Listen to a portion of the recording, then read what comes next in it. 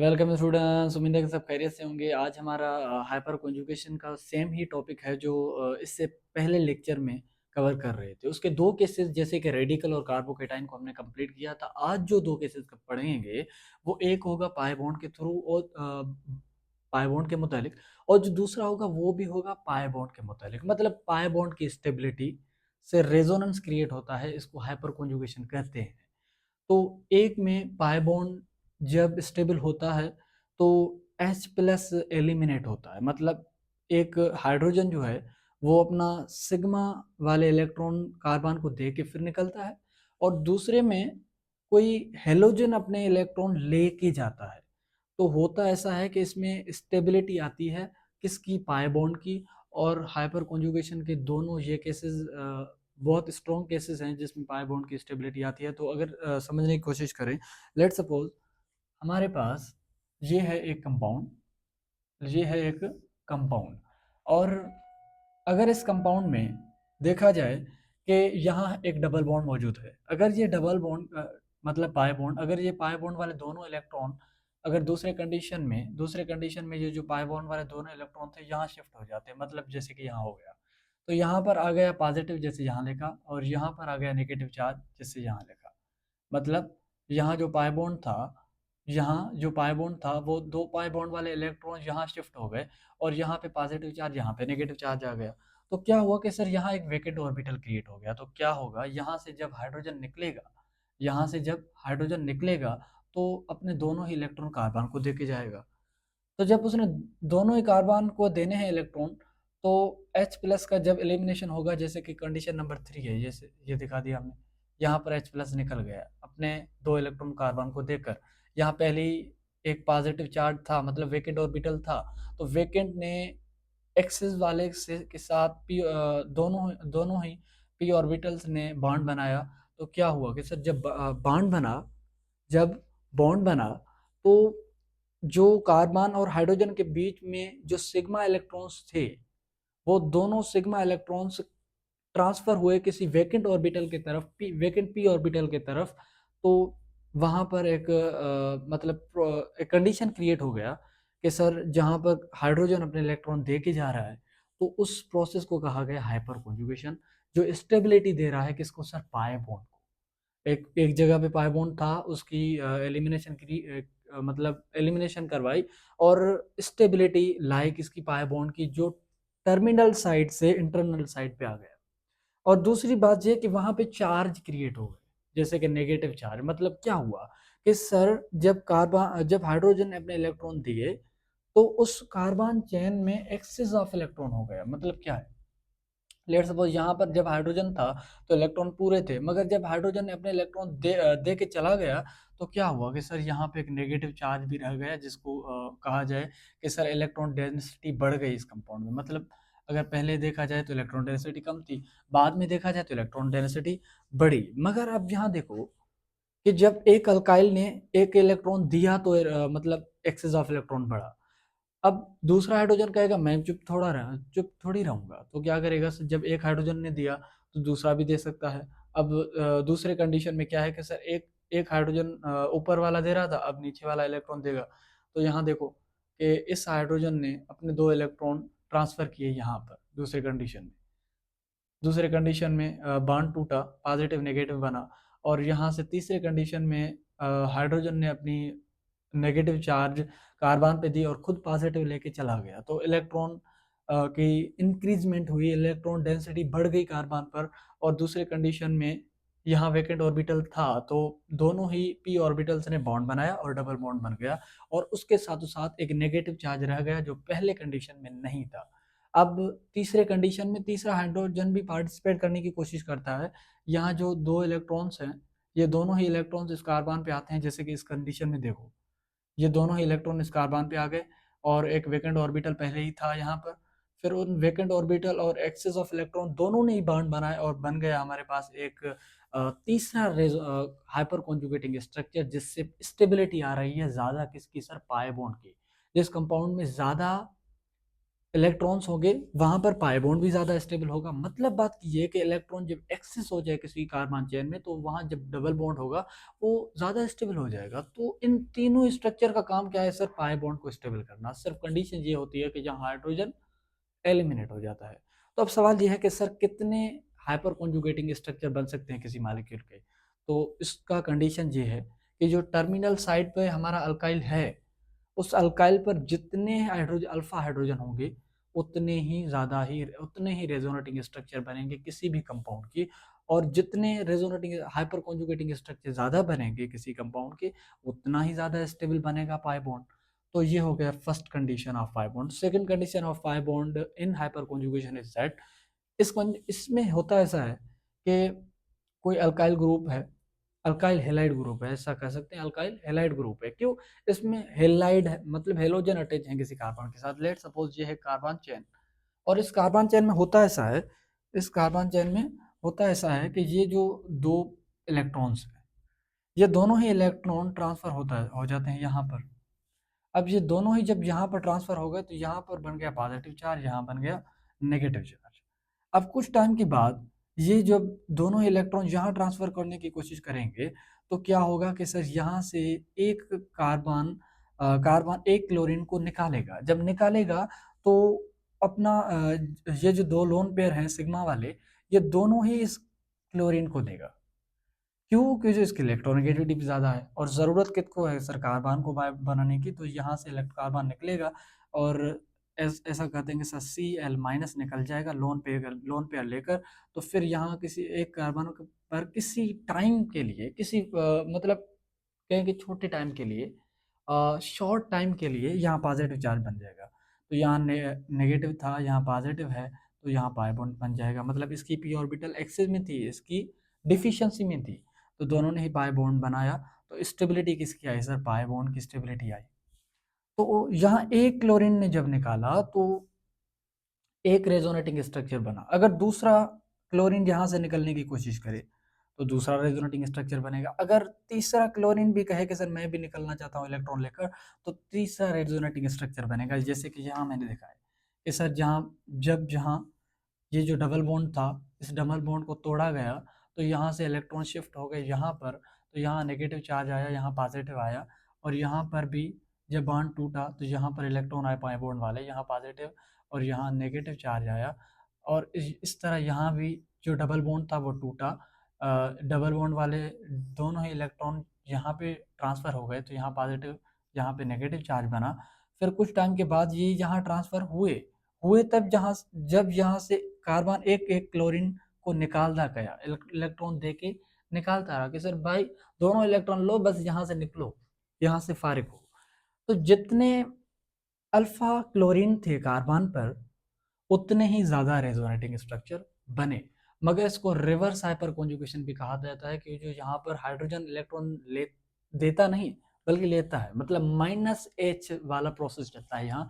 जबकि यहाँ पर H+ निकलता था, यहाँ पर Cl- निकल रहा है और ये जो हाइड्रोजन था वो इलेक्ट्रॉन दे रहा है, ले नहीं रहा।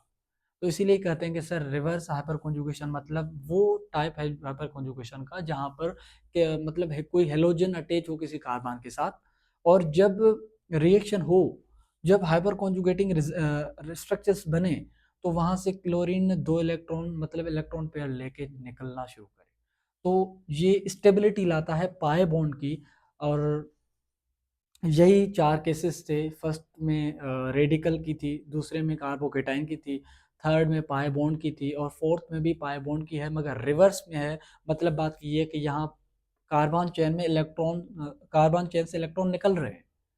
और इससे पहले जो 3 केसेस थे जैसे कार्बोकेटाइन और फ्री रेडिकल्स वाला और जो ये है हाइपर कॉन्जुगेशन, तो इसमें इलेक्ट्रॉन डेंसिटी बढ़ी है, मतलब कार्बन चेन की इलेक्ट्रॉन डेंसिटी बढ़ रही है। बल्कि इस लास्ट में इलेक्ट्रॉन डेंसिटी कार्बन चेन की कम हो रही है। यही कॉन्सेप्ट हाइपर कॉन्जुगेशन के और यही 4 केसेस थे।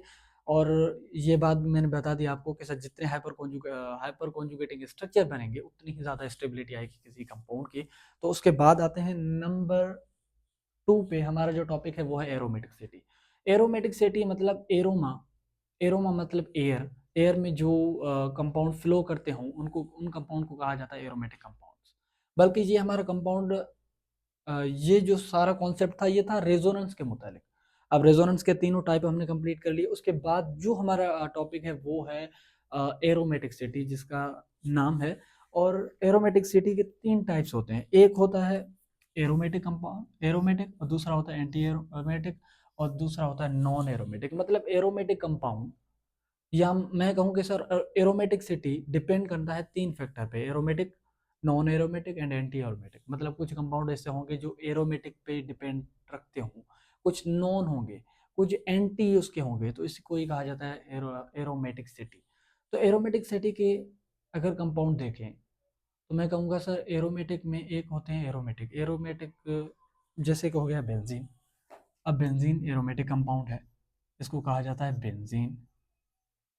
बेंजीन। दूसरा होता है हमारा एंटी एरोमेटिक, जैसे ये हो गया। अब ये हमारा अगर कहें तो कहेंगे सर यहाँ दो पाई बॉन्ड है और दो सिग्मा बॉन्ड है, तो इसको कहा जाता है एंटी एरोमेटिक। और ये हमारे पास है एक कंपाउंड जिसको कहा जाता है नॉन एरोमेटिक। Non aromatic. अब सवाल ये है कि सर पता कैसे चलेगा कौन एरोमेटिक है कौन नॉन एरोमेटिक है? तो उसके लिए तीन कंडीशन होते हैं। पहली बात, एरोमेटिक सिटी के लिए तीन कंडीशन होते हैं। पहली बात ये कि वो सर साइक्लिक होना चाहिए, मतलब उस वो साइकिल शेप में होना चाहिए। और दूसरी बात ये वो प्लेनर होना चाहिए। और तीसरी बात ये कि उसमें कॉन्जुगेशन होनी चाहिए। अब कॉन्जुगेशन क्या है? इससे पहले जो लेक्चर थे मतलब जो हमारा रेजोनेंस था उसी का तो टाइप था कॉन्जुगेशन। उसमें हमने पढ़ा था कि सर कॉन्जुगेशन मतलब एक सिग्मा के बाद एक पाई बॉन्ड आए, लोन पेयर आए, रेडिकल आए या वेकेंट ऑर्बिटल आए, तो वहां हो सकती है कॉन्जुगेशन। मतलब बात कीजिए कि वो सिस्टम जहाँ एक सिग्मा का गैप हो, उसके बाद कोई ना कोई लोन पेयर या वेकेंट ऑर्बिटल या रेडिकल आए या कार्बोकेटाइन आए, तो उसको कहा जाता है कॉन्जुगेटेड कॉन्जुगेशन।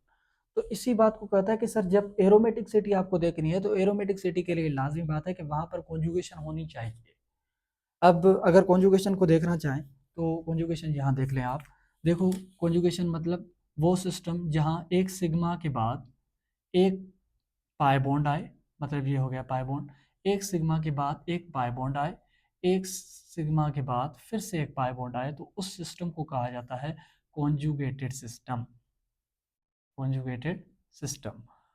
अब यहाँ देखो, एक सिग्मा के बाद एक पाए, एक सिग्मा के बाद एक सिग्मा के बाद फिर से एक पाए, तो इसको भी कहा जाता है कॉन्जुगेटेड सिस्टम। अब यहाँ देखो, एक सिग्मा एक पाए के बाद एक सिग्मा, फिर एक पाई, फिर एक सिग्मा, फिर एक सिग्मा। तो अब देखो यहाँ पर एक सिग्मा नहीं है, दो सिग्मा है। अगर दो सिग्मा का गैप हो किसी कंपाउंड में, तो हम कहते हैं कि सर वो कंपाउंड कॉन्जुगेटेड सिस्टम का नहीं होगा।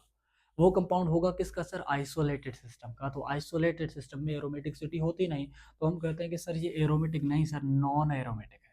क्या है सर? नॉन एरोमेटिक है। तो यही एरोमेटिसिटी के तीन कंडीशन थे। और पता कैसे चले उसके लिए तीन स्टेप्स हैं। अब सवाल ये है कि मान लिया हमें पता चल गया सर एरोमेटिक मतलब तीन स्टेप पे डिपेंड करता है। मतलब हमें तब पता चलेगा कि सर जब वो प्लेनर होगा, जब वो sp2 हाइब्रिडाइज्ड होगा, और दूसरी बात वो साइक्लिक होना चाहिए, और तीसरी बात ये कि उसमें कॉन्जुगेशन होनी चाहिए। अब हम मान लेते हैं कि सर नॉन एरोमेटिक कंपाउंड्स में सर कॉन्जुगेशन नहीं होती।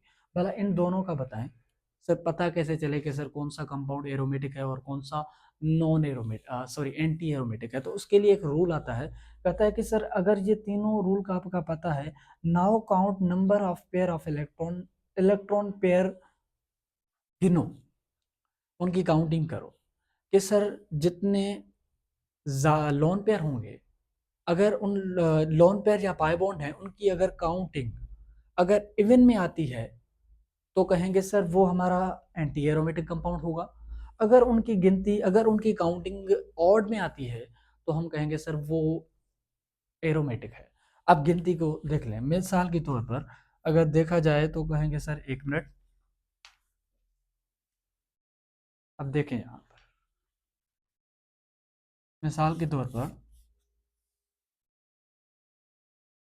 अगर इनकी आप गिनती करना शुरू करें कि हमें अगर गिनती शुरू करें, तो कहेंगे sir count the number of pair of electron. एक बात याद रखना कि सर जो हमारा लोन पेयर होता है किसी भी कंपाउंड में, वो कन्वर्ट हो सकता है किसी भी पाई बॉन्ड में, और कोई पाई बॉन्ड कन्वर्ट हो सकता है लोन पेयर में। मतलब लोन पेयर और पाई बॉन्ड दोनों दोनों को आप काउंट कर सकते हैं एक ही समझकर। तो देखो यहाँ 3 पाई बॉन्ड है, 1 बॉन्ड, 2 बॉन्ड, 3 बॉन्ड। तो 3 पाई बॉन्ड और लोन पेयर कितने हैं सर? लोन पेयर हैं 0। तो गिनती कितनी हुई सर? 3। और 3 को क्या कहा जाता है? ओड। तो जिनकी इलेक्ट्रॉन पेयर की काउंटिंग ऑड में आए तो वो होगा हमारा एरोमेटिक। जैसे ये हो गया हमारा एरोमेटिक, ये बेंजीन हो गया हमारा एरोमेटिक। अगर किसी की लॉन पेयर की जो काउंटिंग है वो आए ऑड में, सॉरी इवन में, तो वो होगा हमारा non anti aromatic. Let suppose ये हमारा हो गया एक पाई बॉन्ड, दूसरा पाई बॉन्ड। तो पाई बॉन्ड कितने हैं सर? 2। सर कोई लॉन पेयर है इसमें सर? नो। तो कहेंगे सर इनकी जो काउंटिंग आई 2। 2 क्या है सर? इवन है। तो इवन है तो मतलब ये हमारा क्या हो गया सर? ये हमारा हो गया एंटी एरोमेटिक। ऐसा करते हैं, कुछ एग्जांपल कर लेते हैं, जैसे पता चला, कॉन्सेप्ट पता चल जाए कि sir number of pair lone pair या उनकी इलेक्ट्रॉन पेयर के मुताबिक से कौन सा एरोमेटिक होगा और कौन सा एंटी एरोमेटिक होगा। तो देख लें। ऐसा करते हैं कि सर यहाँ से मिटा लेते हैं।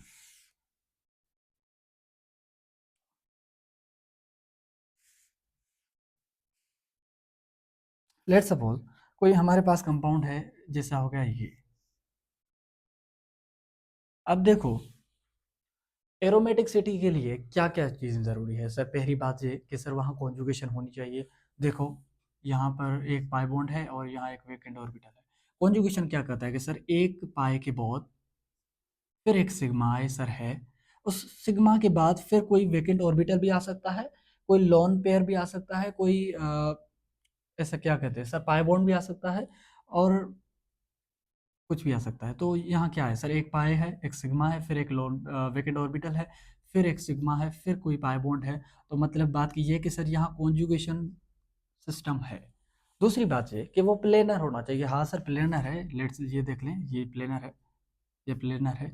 कॉन्जुगेशन है मतलब रेजोनेंस हो सकती है, रेजोनेंस हो सकता है मतलब वो प्लेनर हो सकता है, वो sp2 हाइब्रिडाइज हो सकता है। तो मतलब बात की ये कि सर ये प्लेनर भी है। तीसरी बात बोलो सर। तीसरी बात ये है कि सर वो जो कंपाउंड है उस कंपाउंड में प्लेनरी के बाद sp2 हाइब्रिडाइज मतलब साइक्लिक होना चाहिए। मतलब वो साइकिल शेप में होना चाहिए सर, साइक्लिक भी है। तो मतलब बात कीजिए कि साइकिल भी है। अगर तीनों कंडीशन फॉलो कर लिए, अब चौथी चीज़ ये कहती है कि सर देखो उनकी जो काउंटिंग है number of pair of electrons की, वो कितनी है सर? एक है, एक ही पाई बॉन्ड है। तो मतलब एक पाई बॉन्ड है, तो मतलब बात कीजिए कि सर वो एरोमेटिक है। मतलब क्यों? कि जो उसकी जो काउंटिंग है वो ऑड में आती है, 1 आ गया। तो इसके लिए कहते हैं कि सर वो एरोमेटिक है। लेट सपोज दूसरा एग्जांपल ले लेते हैं एरोमेटिक कंपाउंड का। जैसे कि मैं कहूँ बेंजीन। बेंजीन के बाद अगर देखा जाए, हाँ मैं कह सकता हूँ ये कंपाउंड हो सकता है कोई। लेट सपोज सल्फर, इसके दो लोन पेयर हैं। अब देखो मान लो एक पाई बॉन्ड हो गया यहाँ, एक हो गया यहाँ, एक हो गया यहाँ। अब क्या कहता है एरोमेटिक कंपाउंड? कहता है कि सर एरोमेटिक कंपाउंड होने के लिए सर कॉन्जुगेशन होना चाहिए। देखो सर एक सिग्मा है, फिर एक पाई है, फिर एक सिग्मा है, फिर यहाँ पर एक लोन पेयर भी, लोन पेयर ऊपर की तरफ है। लेट सपोज यहाँ नीचे नहीं है। ऐसा कहते हैं कि सर अगर लोन पेयर ऊपर की तरफ है तो इसको काउंट किया नहीं जाता। तो मतलब बात कीजिए कि सर फिर यहाँ से पाई हो गया, सिग्मा के बाद पाई आ गया, फिर यहाँ एक सिग्मा आ गया, फिर ये एक पाई आ गया। तो मतलब बात की ये कि सर इसकी जो काउंटिंग है वो आ रही है 3। तो ये हो गया ऑड। अगर ऑड हो गया तो मतलब बात कीजिए कि सर ये कंपाउंड क्या है सर? एरोमेटिक है। अगर कोई एंटी एरोमेटिक कंपाउंड देखना चाहे तो हम कह सकते हैं कि लेट सपोज ये हमारे पास हो गया कंपाउंड, यहाँ पर कोई वेकेंट ऑर्बिटल है। लेट सपोज ये हो गया हमारे पास। अब देखो एक सिग्मा, एक पाई, फिर एक सिग्मा, फिर एक वेकेंट ऑर्बिटल, फिर एक आ गया सिग्मा, फिर एक हो गया पाई। अगर इसको देखा जाए तो हम कहेंगे सर ये हमारा नॉन एरोमेटिक है, सॉरी एंटी एरोमेटिक है। क्यों? क्यों एंटी एरोमेटिक है? क्यों? जो सर इसमें दो पाए हैं, कोई लोन पेयर नहीं है। दो को कहा जाता है इवन, दो को कहा जाता है इवन, तो मतलब ये हो गया हमारा एंटी एरोमेटिक। तो यही कॉन्सेप्ट होता है कि सर इसी तरह हमें पता चलता है कि सर कोई कंपाउंड एरोमेटिक है या नहीं। अगर है तो सर उसके लिए ऑड होना उसका लाजमी है,